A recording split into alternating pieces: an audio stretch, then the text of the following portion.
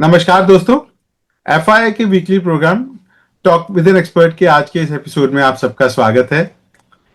दोस्तों, हमारे इस प्रोग्राम का मेन एम ही एक्सपर्ट्स का आप लोगों से रूबरू करवाना है और आप सबके क्वेश्चंस के सही आंसर और सही गाइडेंस ही हमारे इस प्रोग्राम का मुख्य उद्देश्य है।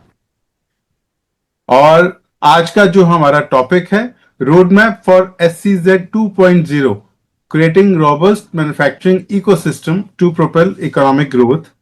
और हमारे साथ सब्जेक्ट एक्सपर्ट के रूप में जुड़े हैं doctor B Singhal ji.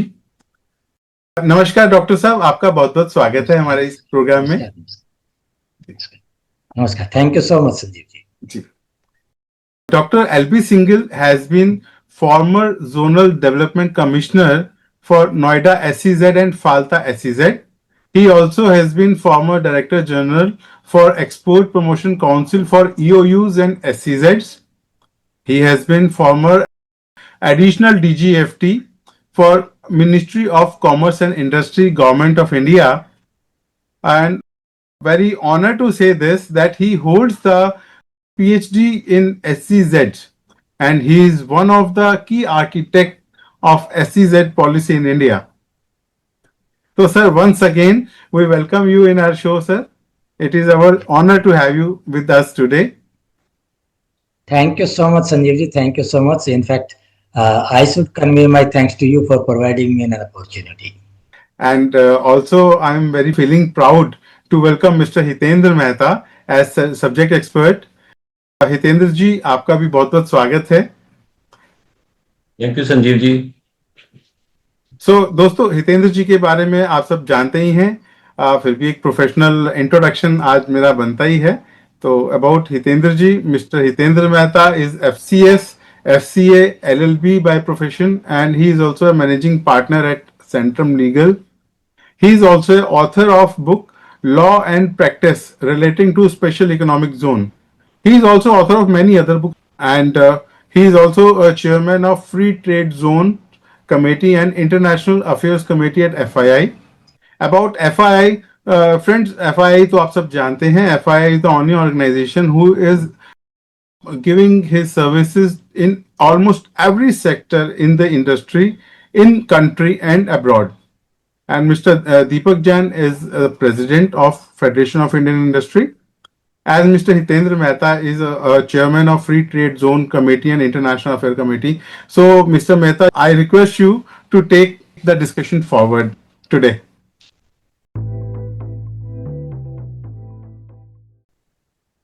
Thank you so much, Sanjeev ji. So, taking that discussion forward, Dr. Singhal, I'd like to ask from you how you view that whether these dual use facility for manufacturing in manufacturing unit should be allowed the way it has been allowed for IT or service sector units? Yes, this is again a very, very important issue. You see, when we found that in the IT sector SEZs, approximately 100 million square feet of built up area is available, then government has already carried out its change in the scheme, wherein what we are doing is that in case in the IT sector SEZ, if some developer wants to convert part of the SEZ in the processing area for dual use means wherein a domestic unit could also set up the unit for domestic business.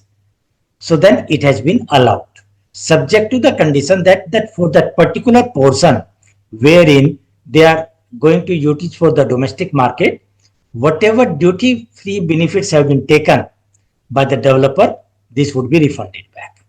Similarly, in the non-processing area where the residential complexes were to be made, it was felt that in case those facilities are not being fully utilized, there also the dual use concept could be applied so that this social infrastructure could be utilized for SEZ as well as domestic people, provided that whatever benefits were there taken, these are refunded back.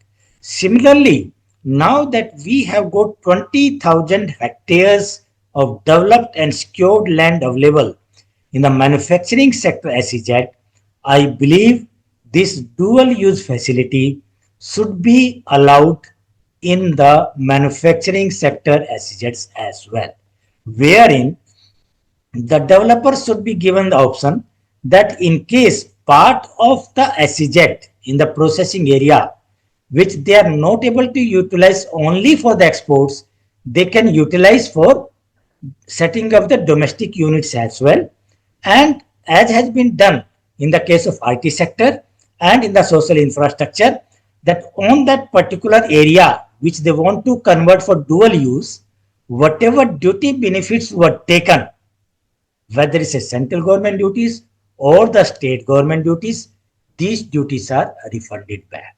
So as far as the government is concerned, this will be revenue neutral again, the duties will be given back, and simultaneously this huge facility which we have created, that will be utilized for manufacturing. There would be employment creation, there would be value addition in the country, and the vision which we Honorable Prime Minister has been talking about, that we must create the manufacturing hub. So that would be realized. So I believe this is again a very, very important area on which a view need to be taken. I know there would be some concern, there would be some issues, but whatever issues comes up, there is a solution for everything. We can work out mechanism, we can work out safeguards, whatever is required to be done for the manufacturing sector. But since this has already been done, we have experimented that for the social infrastructure, we are experimenting that for more than 5 years. For IT sector also, we are experimenting for more than 2 years. For the manufacturing sector, I don't see any reason why manufacturing sector needs to be ignored and needs to be left out. It should be done for that as well. Well said, sir. I think this will go, to endorse that earlier statement where you said that an investor want to set up only one unit for SEZs and one for the domestic sales also. So, they want to have, single company. Within that, they can have different single divisions. integrated unit they would like to have for international market as well as domestic market. Correct. So this will actually serve that purpose also. I think this is also a good suggestion. Whereby these manufacturing units in SEZs, they will be able to leverage. They will be able to utilize their idle capacities also, or maybe explore the other markets also. So going forward, sir. So the SEZ units are not being allowed, or maybe there has been some lack of clarity in some of the availability of schemes like road tax, refund of duties and taxes. So what is your view, sir, like regarding availability of schemes like road tax to SEZ units? Again, important issues. We have been on this issue off and on. Sometimes we say road tax benefit is not available to SEZ unit. Sometimes we extend that one, but extend it for the limited period. Then again we extend it. Similarly, there is another scheme, ROSTL, which is there for the textile sector. Same is the situation for ROSTL. Please try to understand the rationale of these two schemes, road tax and ROSTL. What the SEZ scheme provides is exemption from indirect taxes on the inputs and the capital goods imported in the SEZ by the manufacturer. So say exemptions from all kind of customs duties are provided for. Exemption from GST is provided for. IGST exemption is also provided for.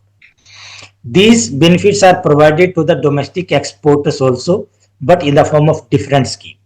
We have got the advance authorization scheme, wherein the duty-free inputs are provided.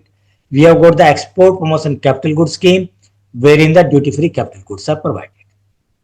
Okay, but the road tax scheme and ROSTL scheme, they are providing refund of those taxes and levies which are not exempted or refunded, which are not indirect taxes. So So that is in addition to the exemptions of indirect taxes. And if that is provided to the domestic exporter, there is absolutely no reason why the benefit of these schemes, road tap as well as ROSTL, should not be provided to the exporters working in SEZs or EOUs. And there has got to SEZ scheme, the basic one thing when we conceptualized the SEZ scheme was providing a long-term stability and continuity. By having off and on, okay, now today the road tap is available, tomorrow it is not there, today ROSTL is there, tomorrow it is not there, it's not going to happen. There has We to be must come stability out of clearly policy. that road tap as well as ROSTL scheme that will be available to the SZ and the EOU schemes as well. Right. I think the point to be taken from here is that the schemes should be having clarity and there should be a stability of like for whatever period they are in operation. And these benefits should be allowed to the units without delays. So that is also another concern from the industry. So if I am allowed certain benefits and these are not being, passed on for a considerable time, so then this defeats the very purpose of the scheme. So Yes. coming to, I think the last part of this webinar, sir. So one point which we discussed was that integration of SEZs with the domestic economy. So when we say that SEZ should be freely, they are allowed to freely sell to domestic tariff area on duty foregone principle basis.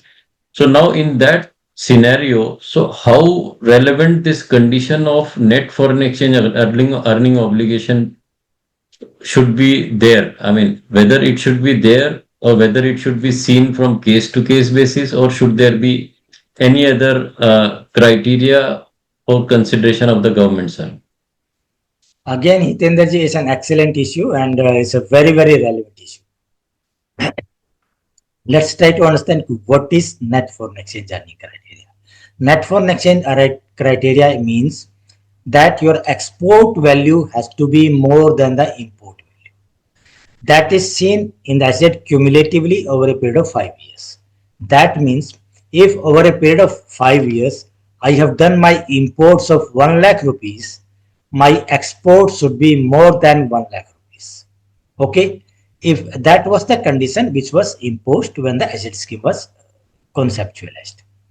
Because though it was special economic zone, the prime focus was on the export.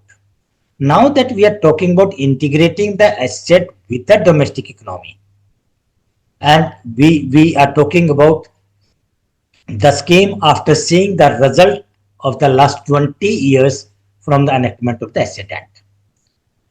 I personally believe that we need to do away with this net foreign exchange criteria.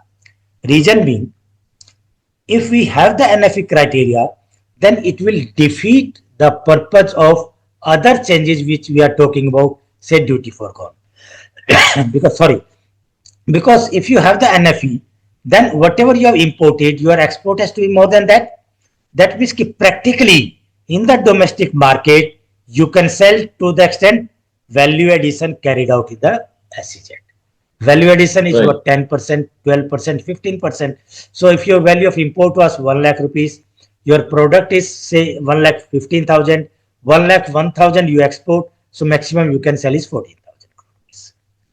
So I believe that, and now when we are doing away with the NFE criteria, let's see it from the government's perspective also. That the asset unit, whatever duty benefit it has taken, when it is selling the goods in the DTA, the entire duty is supposed to be refunded back. So there's no implication. On the contrary, you have the integrated unit, and even for selling in the domestic market, the employment is created in the country, value addition is created in the country.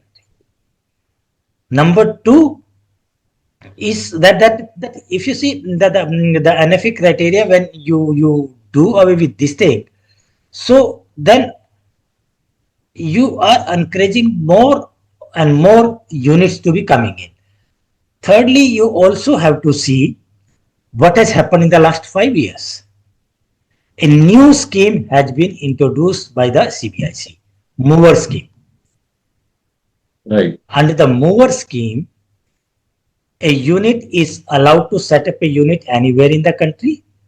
They are allowed to import duty-free inputs. They are allowed to import duty-free capital goods. They are allowed to export, and they are allowed to sell in the domestic market on duty foregone basis. There's no NFE criteria. We have already successfully implemented that scheme. We have the export oriented unit scheme in the chapter 6 of the foreign trade policy. Export oriented unit scheme is also more or less like the SZ scheme, wherein duty free inputs is allowed, duty free capital good is allowed, you have to export, and you can sell in the domestic market on payment of duty. And there is an NFE criteria. Even in the EOU scheme, in the foreign trade policy, the duty foregone concept has been incorporated. Okay, so since in the mover scheme, NFE criteria is not there, there is a need of doing Bringing away parity. with that requirement in the SEZ as well as EOU, because it becomes a revenue neutral scheme. Whatever you import duty free, whatever you export for the duty for the export, you get the benefit. In case you sell in the domestic market, you pay the duties back. So I think in case we continue to have the NFE criteria, then indirectly it will defeat the purpose of other change which we are thinking of bringing in the concept of duty foregone. I know it's a sensitive area. Many people will have different view. They would be talking about that SEZ was meant for exports only. How can we do away with the NFE criteria? But we should also see a lot of what has flown after that. When we say the SEZ scheme, we were providing direct tax benefit. Direct tax benefit means the exporters were entitled for income tax exemptions on the export income derived from the SZ export. It was 15 years export income exemption. First 5 years 100% exemption, then next 5 years 50% exemption, next 5 years again if you invest back exemption for 50%. That benefit has been done away with.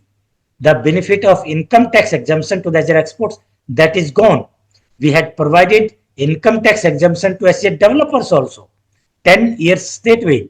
That income tax exemption to the asset developers has also gone.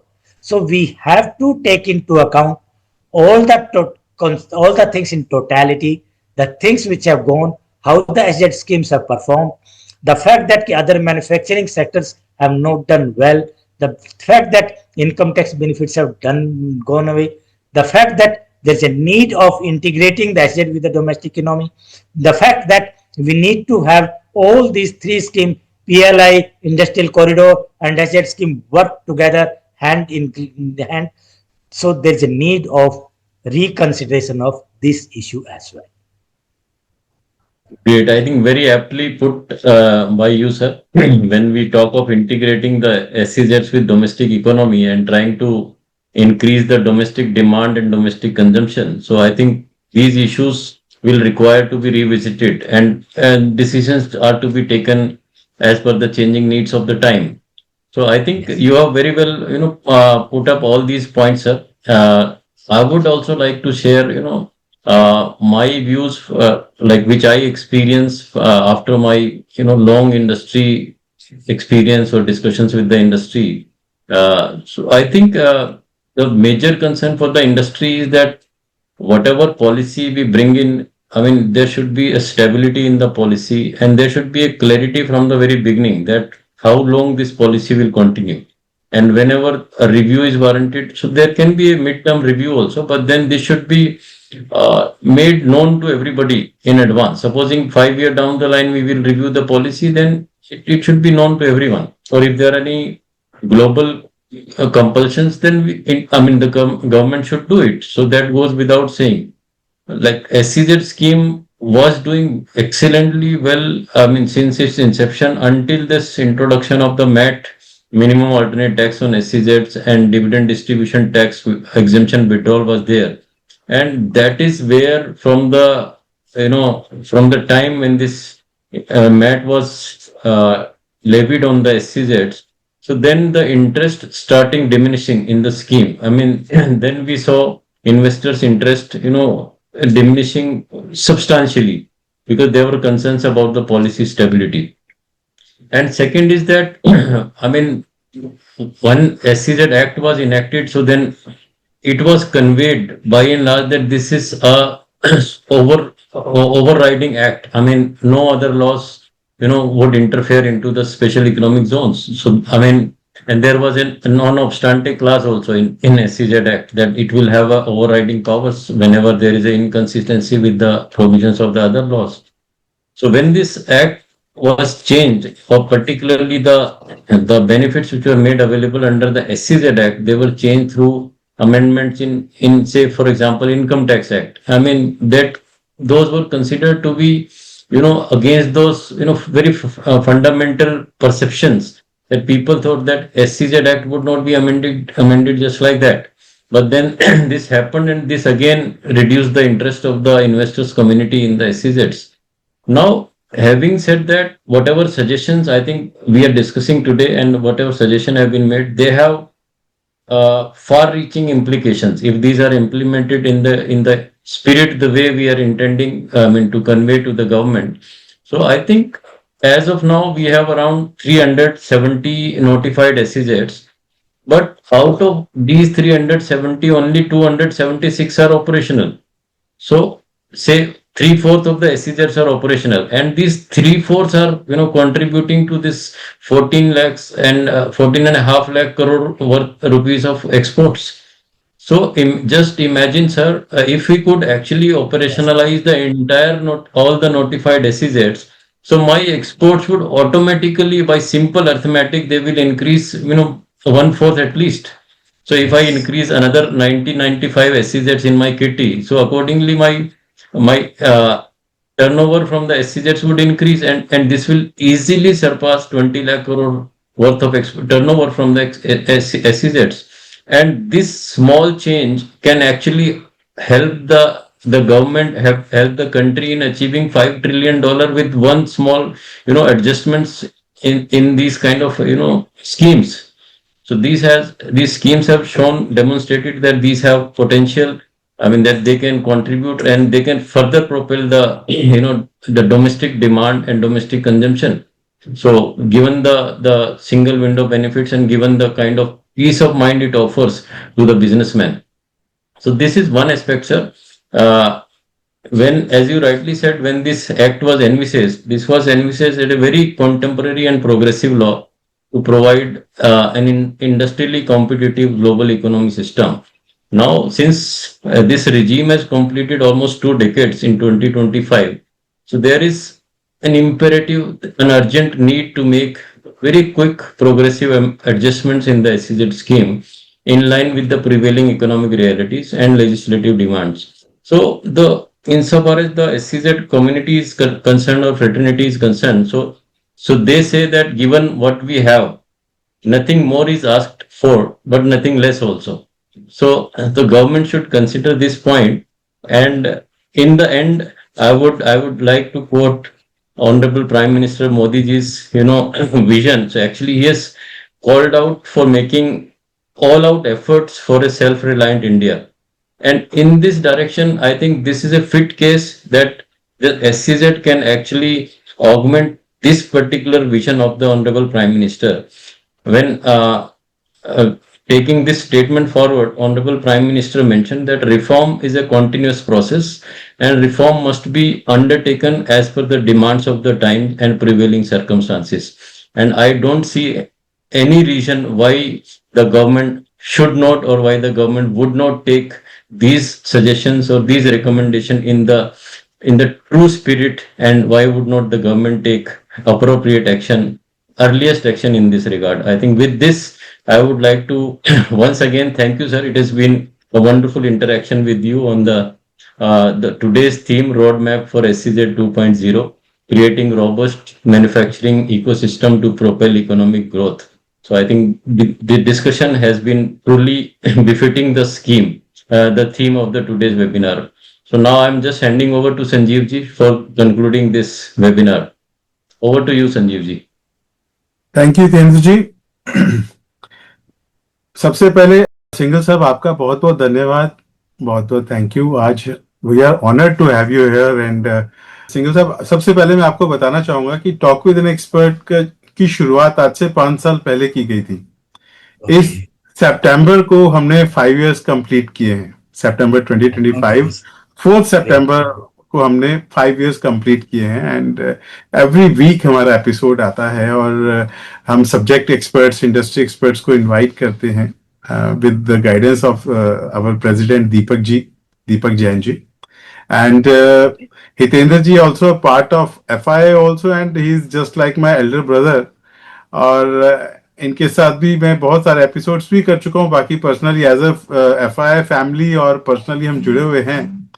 तो आज का जो episode है, हितेंद्र जी भी इस बात को एक रिकॉग्नाइज करेंगे कि आज का सबसे डिफरेंट एपिसोड है हमारा.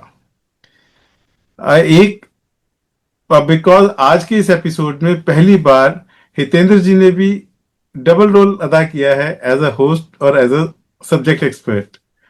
और आज हमारे साथ ऑनरेबल आप हमारे साथ जुड़े हैं. तो मैं बस इतना ही कहूंगा कि सर आज हमारे दर्शकों को बहुत कुछ सीखने को मिला.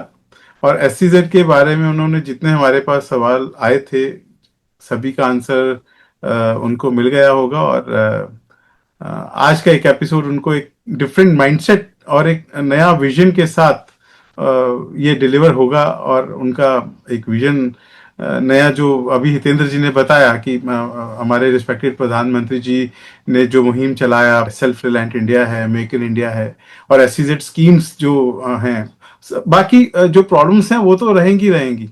बट मैं अपने ऑडियंस को एक बात जरूर शेयर करना चाहूंगा कि क्योंकि आज हमारे साथ सिंघल साहब जुड़े हैं और डॉक्टर सिंघल ने इतने इंपॉर्टेंट पॉइंट्स हमारे सामने रखे, उनका सॉल्यूशंस भी रखा. तो दोस्तों, सबसे बड़ा पॉइंट ये है कि बातें तो हम करते हैं, सजेशन भी हम देते हैं. Industry expert, as a industry expert Singhal sahab ने PhD किया है और उन्होंने अपना एक निचोड़ हमारे साथ शेयर किया, जो उनके साथ उनका आज तक का एक्सपीरियंस है और नॉलेज है. बट एक्चुअल में जीत तभी होगी, सेल्फ रिलायंट इंडिया तभी होगा जब हम इम्प्लीमेंट करेंगे. तो मेरी अपने ऑडियंस के साथ सबसे पहले यही रिक्वेस्ट है कि वो हमारे इस एपिसोड से हमें मेल करें, बताएं कि उनको क्या अच्छा लगा और वो क्या और चाहते हैं क्लैरिटी के लिए, ताकि हम डॉक्टर सिंघल से रिक्वेस्ट करेंगे कि वो एक एपिसोड और हमारे साथ करें. और साथ ही जो भी सर की गाइडेंस है उसको हम सिर्फ एक एज एक एपिसोड ना लेकर इसको इम्प्लीमेंट करें. सरकार का काम सरकार कर रही है, लेकिन हमारा काम हमें करना है. हम इम्प्लीमेंट करेंगे तो सरकार भी हमारे साथ है. और गाइडेंस के रूप में डॉक्टर सिंघल जी भी हमारे साथ हैं. और एज अ फैमिली FII तो एफर्ट्स कर ही रही है इस दिशा में. तो इसी के साथ सर मैं एक बार फिर से आपको थैंक यू बोलना चाहूंगा पूरे FII फैमिली की तरफ से. और हितेंद्र जी का भी थैंक यू बोलना चाहूंगा. I would also like to say thanks to Sanjeev ji, आपको भी, हितेंद्र जी को, and I must thank FII also for providing me this an opportunity, because this is such an important subject and this is close to my heart. So getting an opportunity to share my views with all of you, and I'll be very happy to provide at any point of time further, whenever any further interaction is required. I'll be very happy. Thank you so much. Thank you. Thank you, sir. Thank you for this words. Thank you, Sanjiv ji. Yeah. Thank you, Hitendra जी. इसी के साथ आज हम इजाजत लेते हैं. नमस्कार. नमस्कार.